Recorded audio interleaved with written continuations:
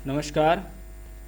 आपका birth detail मुझे मिला 14 अगस्त 1993, रात्रि 9:05। शुरुआत करूंगा आपके लग्न से, राशि से, ग्रहों की स्थितियों से, वर्तमान की दशाओं से और भविष्य की दशाओं से। लग्न है आपका मीन लगन। जिस समय आपका जन्म हुआ उस समय ब्रह्मांड में मीन लगन का उदय हो रहा था और चंद्रमा यानी जिसको कहते हैं आपकी राशि, चंद्रमा कर रहे थे मिथुन राशि में गोचर। यानी मीन लगन उदय हो रहा था, राशि के मालिक चंद्रमा यानी 3 नंबर में चंद्रमा बैठा हुआ है और जहाँ चंद्रमा बैठा होता है वही आपकी राशि होती है। यानी आपका लगन है मीन जिसके स्वामी बृहस्पति हैं और राशि है आपकी मिथुन जिसके स्वामी बुध हैं। लग्न और राशि दोनों के मालिक अपने आप में एक समझदार प्लेनेट हैं। बृहस्पति जो कि विवेक, समझदारी देते हैं व्यक्ति को, सामाजिकता देते हैं, धन के कारक हैं, व्यवसाय के भाग्य के भी कारक हैं, साथ ही साथ बुध बुद्धि के कारक हैं, लॉजिक के कारक हैं। यानी यहाँ ज्ञान और बुद्धि में बहुत बड़ा अंतर होता है। 2 दूनी 4 होते हैं, ये बुद्धि का लॉजिक है, और 2 दूनी 4 ही क्यों होते हैं? यहाँ से आपकी सजगता शुरू होती है, यहाँ से आपका विवेक शुरू होता है। तो बृहस्पति और बुध इस कुंडली में लग्न और राशि के मालिक हैं। बृहस्पति बैठा केंद्र में, बुध बैठा त्रिकोण स्थान में। यानी दोनों ही प्लेनेट, दोनों ही ज्ञान के प्लेनेट अपने आप में बहुत सुयोग्य स्थिति में बैठे हुए हैं। ये यानी ज्ञान और बुद्धि जब दोनों एक साथ मिलकर काम करती हैं तो ये जीवन में बहुत अच्छी तरक्की देती हैं। बृहस्पति लगन का मालिक होकर लगन को वापस देखता है। लग्नेश लगन को देखे या जिस भाव का मालिक उस भाव को वापस देखता हो या उस भाव में बैठा हुआ हो तो उस भाव को बली बनाता है। लग्नेश का लगन में जाना व्यक्ति को अच्छा स्वास्थ्य, लंबी आयु, सामाजिक स्थिति, पद प्रतिष्ठा, मान सम्मान प्राप्त कराता है। लोगों के बीच इज्जत मान सम्मान ऐसे लोगों का बना हुआ होता है। साथ में यहाँ मंगल भी हैं। मंगल व्यक्ति को एनर्जी देता है, स्वभाव में भी एनर्जी देता है, शारीरिक एनर्जी देता है, काम करने की चेष्टा बढ़ाता है। और मंगल यहाँ पर बृहस्पति के साथ हैं। यानी बृहस्पति जो कि लग्न, दशम, और मंगल जो कि भाग्य और धन भाव का मालिक है, वो केंद्र में बैठकर बहुत सुंदर राजयोग बना रहा है। नवम भाव यानी भाग्य स्थान का मालिक जब जब लग्नेश दशम से संपर्क करता है तो इसके बहुत सारे अर्थ हैं। जैसे लग्नेश और नवमेश का एक साथ होना जीवन में व्यक्ति को भाग्यशाली बनाता है, भाग्य उसका साथ देता है। लग्नेश और धनेश का एक साथ होना व्यक्ति को कुटुंब के लोगों से पैसा दिलाने में सक्षम है, घर परिवार के लोगों से पैसा दिलाने में सक्षम होता है, कुटुंब से सहयोग दिलाने में सक्षम है। कुटुंब से सहयोग, कुटुंब से पैसा या घर परिवार के लोगों से पैसा दिलाने में सक्षम होता है। साथ ही साथ क्योंकि ये जो मंगल है ये धन भाव का, कुटुंब का मालिक है, लेकिन 9th हाउस पिता का भी मालिक है। जब ये योग कुंडली के अंदर हो तो मंगल और बृहस्पति पिता से सहयोग दिलाते हैं, घर परिवार से तो दिलाते ही हैं, साथ साथ पिता का सहयोग। ऐसे व्यक्ति का अपनी प्रोफेशनल लाइफ में, क्योंकि बृहस्पति कर्म के भी मालिक हैं, तो अपनी प्रोफेशनल लाइफ में पिता का बहुत बड़ा रोल होता है। कभी कभी घर परिवार के ही काम को आगे ले जाना, कुटुंब के काम को आगे ले जाना, या जो काम घर परिवार में चलता हुआ आ रहा है उसी को आगे बढ़ाने वाला व्यक्तित्व ऐसा व्यक्ति रखता है। तो ये बहुत सुंदर राजयोग यहाँ बनता है। चंद्र और शुक्र चौथे घर में दिग्बली बैठे हैं। दिग्बली का मतलब होता है दिशा बल देना। चौथा घर जमीन, जायदाद, सुख, साधन, वाहन, मकान सबका सुख देने वाला होता है और वहाँ पर दोनों प्लेनेट बैठे हुए, यानी इस चीज़ से संबंधित सुख आपको अपने जीवन में अवश्य मिलेंगे। अब बात करते हैं बुध और सूर्य की। बुध जो कि चतुर्थेश हैं, पंचम भाव में बैठे हैं और पंचम का मालिक यहाँ, यानी राशि परिवर्तन योग, चौथे घर का और 5वें घर का राशि परिवर्तन यानी सुख। और पंचम भाव को हम पूर्व पुण्य भी कहते हैं, यानी ऐसा व्यक्ति सुख भोगने के लिए पृथ्वी पे आया है। इसने पिछले जन्म में कुछ ना कुछ अच्छे कर्म करे हैं जिसके कारण यहाँ इसको सुख भोगने को मिलता है। अब यहाँ देखिए आप, चौथे घर में शुक्र विराजमान है। अगर शुक्र को तृतीयेश और अष्टमेश के हिसाब से देखें तो ये क्या करता है? घर से दूर भेजता है। स्थान परिवर्तन कराता है, यात्राएं कराता है, ट्रैवलिंग्स देता है काफ़ी सारी। यानी व्यक्ति का खुद का घर है, अच्छा सब कुछ है, लेकिन फिर भी व्यक्ति जीवन में भागा दौड़ी में किसी न किसी प्रकार से लगा ही रहता है। द्वादश भाव में शनिदेव बैठे हुए हैं। द्वादशेश का द्वादश में होना, घर से दूरी, विदेश यात्रा, दूर की यात्रा, विदेश के लोगों से लाभ, विदेश से जुड़कर लाभ की स्थितियां दिखाई देती हैं, क्योंकि यहाँ पर बैठा शनि आपके भाग्य स्थान को भी दृष्टि देता है। यानी भाग्य बनाने में शनि का बहुत बड़ा रोल होता है। थोड़ा सा एक प्रॉब्लम दिखाई दी है, वो क्या है कि शनि की दृष्टियों को ज़्यादा अच्छा नहीं माना गया। जब शनि धन भाव पर दृष्टि देते हैं तो ऐसे व्यक्ति को जीवन में पैसे का रख रखाव बड़े सावधानी से रखना चाहिए। पैसे को फिजूल खर्च नहीं करना चाहिए। जहाँ पर ज़रूरत है वहाँ पर पैसा खर्च करना ठीक है, लेकिन फिजूल में पैसा खर्च करना, धन को धन ना समझना, या आपसे किसी भी कारण से कोई भी व्यक्ति विशेष पैसा ले जाए तो वो स्थिति भी यहाँ दिखती है। तो उस हिसाब से आपको थोड़ा सा सावधान रहना पड़ेगा। तो ये तो थी आपके ग्रहों की स्थितियाँ। सप्तम भाव की बात करता हूँ। सप्तम भाव में मंगल और बृहस्पति। सप्तम भाव एक शादी का भाव भी कहलाता है। ये देखिए, सप्तम भाव का मालिक की बात करते हैं। सबसे पहले सप्तम भाव का मालिक बुध पंचम भाव में बैठा है। पंचम भाव किसी भी व्यक्ति विशेष के प्रति अट्रैक्शन को दर्शाता है। जैसा कि जून 2018 से आपको शनि में बुध की दशा चल रही है। अब बुध सप्तमेश हैं, पंचम भाव में बैठे हैं, और पंचम भाव से के मालिक यहाँ राशि परिवर्तन करता है, क्योंकि पंचमेश से राशि परिवर्तन हो रहा है। तो जरूर व्यक्ति का इस दौरान किसी के प्रति आकर्षण अवश्य बनेगा। पहली बात तो ये आ गई। अब आप देखिए, बुध इस कुंडली के अंदर नवांश कुंडली, जो कि जीवन साथी विवाह के लिए भी देखी जाती है, यहाँ पर बुध पंचम भाव में फिर से बैठ के मालिक हो चुके हैं, मिथुन राशि। और वो बुध लग्नेश शनि के साथ दशम भाव में। तो पहली बात, कहीं ना कहीं आपकी लाइफ में वर्तमान की स्थिति, जैसे जून 18 से मैं स्थिति देख रहा हूँ, किसी व्यक्ति विशेष का, यानी आपसे जो अपोजिट सेक्स है, लड़की के प्रति आपका आकर्षण है, उनका भी आपके प्रति आकर्षण है, वो स्थिति भी यहाँ साफ तौर पर दर्शित हो रही है। संभवतः ये स्थिति मैरिज में भी तब्दील हो सकती है। उसके कारण क्या है वो मैं आपको बताता हूँ।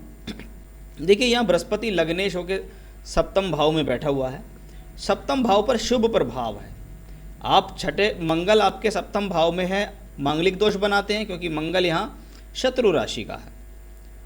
लेकिन बुध ने इस प्रकार का सहयोग दिया, और जिस ग्रह की महादशा चल रही है, शनि की महादशा, बुध की अंतर्दशा, शनि नवांश कुंडली का लग्नेश यानी शादी कराने वाला प्लेनेट, बुध पंचमेश लव रिलेशन कराने वाला प्लेनेट, और दोनों बैठे हैं यहाँ मंगल की राशि में। और आप सूर्य को देखिए, जिस मंगल की राशि में बैठे हैं वो सूर्य जो कि सप्तम भाव का मालिक है, वो दोनों यहाँ बैठे हुए हैं। पंचम भाव में बृहस्पति है, यहाँ सप्तम में बृहस्पति है। तो बृहस्पति भी इस चीज़ को दे रहा है कि यदि आप चाहेंगे अपने घर परिवार के लोगों को बताना, तो ये बहुत हद तक संभव होगा कि आपकी बात वहाँ बनेगी। ये तो रही एक लव रिलेशन वाली एक बात जो मुझे यहाँ झलकती है कि भाई अट्रैक्शन तो दिखता है। चलिए अब बात करते हैं कि मैरिड लाइफ कैसी है इस चार्ट की। देखिए, लगन कुंडली में छठे में जब सप्तम भाव में जब मंगल होता है तो थोड़ी बहुत प्रॉब्लम्स देता है, कोई बड़ी प्रॉब्लम नहीं है। उसके साथ साथ बृहस्पति भी यहाँ ठीक ठाक बैठा हुआ है जो इन चीज़ों को संभालता है। नवांश कुंडली में दूसरा घर, ये जैसे हम लगन की वाणी होती है ऐसी ये नवांश की वाणी है। नवांश की वाणी यानी हस्बैंड वाइफ दोनों का मेल लेकर हम इसमें चलते हैं, और वहाँ पर मंगल और सूर्य दूसरे घर में बैठे हैं। ये क्या होता है, दोनों की आपसी जो वे ऑफ टॉकिंग है उसमें मतभेदता देना या आपस में वैचारिक मतभेद कराना, चाहे आपकी शादी लव हो, अरेंज हो, किसी से भी हो, ये कॉम्बिनेशन आपकी हॉरोस्कोप में है तो आपको ये भोगना पड़ेगा। तो वो कॉम्बिनेशन भी दिखाई देता है जब लग्नेश पंचमेश बुध दशम भाव में राजयोग बनाएं, और योग यहाँ मंगल सूर्य दूसरे घर में राजयोग हों, बृहस्पति भी ठीक बैठे, तो ये बात तो एक पक्की हो गई कि भाई आपका विवाह जहाँ भी होगा वो एक बहुत ही अच्छी और रिच फैमिली होगी। पहली बात तो ये है, क्योंकि हमें देखना पड़ता है कि आप ये देखिए कि आपके सप्तम भाव जो पत्नी स्थान का मालिक है वो नवांश में कहाँ गया, वो नवांश में शनि के साथ राजयोग में गया। तो ये सिचुएशन यहाँ अच्छी है। धन भाव का मालिक बृहस्पति भी यहाँ सपोर्ट कर रहा है, शनि बुध का राजयोग है, मंगल सूर्य भी ठीक ठाक स्थिति में बैठे हुए हैं। तो वो सिचुएशंस यहाँ दिखती है। हाँ, आपकी शादी जहाँ भी होगी वो एक बहुत अच्छी फैमिली होगी, अच्छी रिच फैमिली होगी। एक बात। दूसरा, इस कुंडली में मनमर्जी के विवाह के संकेत दिखते हैं। यदि आप चाहें तो मनमर्जी का विवाह कर सकते हैं, और यदि वो मनमर्जी का विवाह नहीं भी होता है तो भी वैवाहिक जीवन को लेकर कोई बहुत बड़ी प्रॉब्लम्स मुझे चार्ट में नहीं दिख रही है। बाकी जो स्त्री आपके जीवन में आएगी उसकी कुंडली भी निर्भर करती है कि उसके साथ आपका तालमेल कैसा रहेगा, क्योंकि शादी एक जने से कभी नहीं चलती, पति और पत्नी से शादी चलती है। तो उसका आपको यहाँ ध्यान रखना है। आपका सवाल है मेरी जो वाइफ होगी हाउस वाइफ होगी या जॉब करने वाली होगी। देखिए, ये नवांश कुंडली है और यहाँ पर लग्नेश जो कि आपके विवाह का लगन है, अगर ये आपका कर्म स्थान है तो ये आपकी पत्नी का कर्म स्थान है। कहीं ना कहीं मंगल बृहस्पति के संयोग ने भी ये दिखाया, शुक्र चंद्र के संयोग ने भी दिखाया कि आपकी जो भी पत्नी होगी वो एक खाली बैठने वाली स्त्री नहीं होगी, वो हाउस वाइफ नहीं होगी, वो आपका कोई नौकरी करने वाली या कोई काम करने वाली होगी। वो आपकी परिभाषा में है कि आप उसको नौकरी में डालें या उसे काम में डालें, लेकिन निश्चित तौर पे स्वयं के बल पर धन अर्जन करने में सक्षम होगी। आप उसे अपने काम में लगा लीजिए, आपके काम में सहयोग मिल जाएगा। नहीं तो वो शादी से पहले भी वर्किंग ज़रूर होंगी। उस वर्क को आप कंटिन्यू कराना चाहे तो ठीक, नहीं कराना चाहे तो वो आपके ऊपर निर्भर करता है, लेकिन आपकी वाइफ जो होंगी वो एक वर्किंग लेडी होंगी। चलिए बात करते हैं, आपने बात करी सास ससुर कैसे होंगे, क्या मुझे बेटे जैसा प्यार मिलेगा। देखिए, सास ससुर के लिए मैं अधिकतर ये देखता हूँ कि कुंडली का जो 8वां घर है, अगर इसके ऊपर अशुभ ग्रहों का प्रभाव हो तो अष्टम भाव मांगल्य का सास ससुर का होता है। नवांश में भी वो स्थिति दिखाई दे रही है। अब लगन के अलावा नवांश में इसका पूरक है। नवांश में अष्टम भाव में मैं देखता हूँ दूसरे घर में मंगल सूर्य, अष्टम भाव में मंगल सूर्य का प्रभाव। देखिए, पत्नी एक अलग चीज़ है, सास ससुर एक अलग चीज़ है। सास ससुर का आपको सहयोग मिलेगा जैसे एक नॉर्मल सास ससुर का सहयोग सबको मिलता है। पत्नी ठीक रहेगी, पारिवारिक भी रहेगी, मिलनसार भी रहेगी, उसके आर्गुमेंट सिर्फ आपसे रहेंगे, किसी और से नहीं रहेंगे, और वर्किंग भी होगी। लेकिन सास ससुर का आपको अच्छा खासा सहयोग भी दिखता है, परंतु एक बेटे जैसे प्यार वाली स्थिति आपके इस चार्ट में नहीं है, चाहे शादी आपकी किसी से भी हो। तो वो स्थिति मुझे यहाँ दिखाई नहीं दे रही है। दशा चल रही है शनि में बुध। शनि में बुध की दशा बहुत अच्छा प्रॉमिस बना रही है। फरवरी 2021 तक तो आपको बहुत सुंदर योग चल रहा है। देश की परिस्थिति कुछ ऐसी चल रही हैं कि हो सकता है इस दौरान आपका कहीं रिश्ता हो जाए, और फरवरी तो दूर है, तो तब तक आप शादी को ले जा सकते हैं। नहीं तो उसके बाद दशा आपको केतु की आ रही है, शनि में केतु, उसके बाद भी आपको शादी की दशा, यानी वर्तमान की स्थिति से लेकर आगे तक भी मैं देखूं तो लगातार आपको शादी से संबंधित स्थितियां बनी हुई हैं। आप चाहें तो आज भी आपका रिश्ते के लिए एक बात चलाएं तो आपके रिश्ते कहीं ना कहीं हो ही जाएंगे। तो विवाह ना होने की कोई संकेत नहीं है, विवाह की दशाएं वर्तमान में चल रही हैं। मेरे हिसाब से 2022 तक इस व्यक्ति का विवाह हो ही जाएगा, ये तो एक पक्की ही बात है। बाकी विवाह एक ऐसी चीज़ है, एकदम नहीं होता। आपने लड़कियां देखी, 5 लड़कियां आई हैं, उनमें से 3 को सेलेक्ट करा, 3 से बात करी, किसी एक से बात बनी, उससे भी नहीं बनी, पता लगा, फिर आप दूसरी तरफ चल दिए, तो वो एक अलग अलग चीज़ है। लेकिन देखिए, शादी लव हो या अरेंज हो, जो प्रॉमिस कुंडली में बन जाता है कि हाँ भाई इसका व्यक्ति से प्रॉब्लम्स होनी है, तो उसको आप ये समझ लीजिए कि वो प्रॉमिस आपका फलीभूत होगा अवश्य। शादी किसी से भी हो, प्रॉब्लम्स आपकी उसके साथ आएंगी, चाहे लव हो या अरेंज हो, क्योंकि शादी के बाद तो वो आपकी अर्धनांगिनी हो जाएगी, यानी पत्नी का रोल तो इस कुंडली में आना शुरू हो जाएगा। तो उसमें किसी प्रकार का कोई प्रॉब्लम नहीं है। मैरिज कब होगी उसके बारे में मैंने आपको बताया, फैमिलीज़ के बारे में बताया, वाइफ के बारे में बताया, सास ससुर के बारे में बताया, मतलब मैरिज से रिलेटेड जो डिटेल्स मैं दे सकता था मैक्सिमम वो मैंने आपको दी। प्रोफेशनल लाइफ में अभी फरवरी 21 तक मैं आपको कहूँगा कि शनि में बुध जब तक आपको चल रहा है तो किसी प्रकार का नया बड़ा स्टेप ना लें, किसी प्रकार की उठापटक करने की आपको कोई ज़रूरत नहीं है। कोई नया पैसा, कोई नया बड़ा इन्वेस्टमेंट आप करने से बचिएगा। नहीं तो आपको हानि हो सकती है। साथ ही साथ अपनी सेहत का भी आप अभी फरवरी 21 तक ख्याल रखिएगा।